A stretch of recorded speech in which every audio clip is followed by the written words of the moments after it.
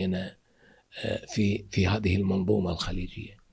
لكن يعني الغرب عنده نوع من الهيمنة النفسية والثقافية. الآن أصبحت الثقافية في دول مجلس التعاون الخليجي. يعني إحنا أصبحنا الآن، يعني أنا أجزم أصبحنا مستعمرات ثقافية للغرب.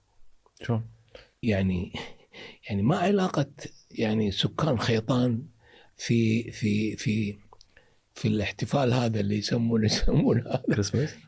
الاحتفال كريسماس قصدك ولا؟ لا، مو الكريسماس. الكريسماس هذا نعم. شيء ديني إيه. ما يخالف يعني. إيه.